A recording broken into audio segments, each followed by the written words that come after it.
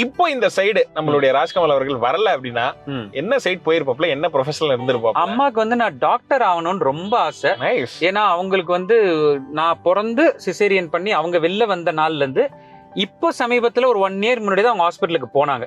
அது வரைக்கும் அவங்க மனசுக்குள்ள இருந்த வைராக்கியம் என்னன்னா, என் பையன் படிச்சு டாக்டர் ஆவா, அவன் வந்து முதல்ல கத்தி வந்து என் மேலதான் வைக்கணும் அப்படின்னு சொல்லி அவங்க ஒரு 20 வருஷமா வெயிட் பண்ணாங்க. ஒரு சின்ன ஸ்பெல்லிங் மிஸ்டேக்ல டா போய் ஆக்டர் ஆயிட்டான். அந்த ஒரு ஏரியா மட்டும் டி போயிடுச்சு. பட் அது அவங்களோட மனசுல ஒரு பெரிய குறையா இருக்கேங்கிறதால சன் டிவில வந்து ஒரு பிரபல சீரியல்ல வந்து நான் போய் டாக்டரா நடிச்சு ஒரே என்ன டாக்டர்னு கூப்பிடுறேன். இங்க பாத்தீங்களாமா, உண்மையிலேயே டாக்டர் கூட எவனும் என்ன வச்சிருக்க மாட்டான். இப்ப பாருங்க வரவன் போறவெல்லாம் என்ன டாக்டர் ஐயா போறாருன்னு சொல்றாங்க. ஆமாப்பா ஏதோ திருப்தியா இருக்கு, அப்ப நடிக்க வந்து தப்பு இல்லாம அப்படின்னு சொல்லி அவரை திருப்தி கன்வின்ஸ் பண்ணி வச்சிருக்கீங்க. கிட்டத்தட்ட வசூல்ராஜா MBBS மாதிரி தான். அப்பா அம்மா ஆசை நிறைவேற்றுறதுக்காக எல்லாத்தையும் எடு மறுபடியும் ஆஸ்பத்திரியா மாத்துற அப்படின்னு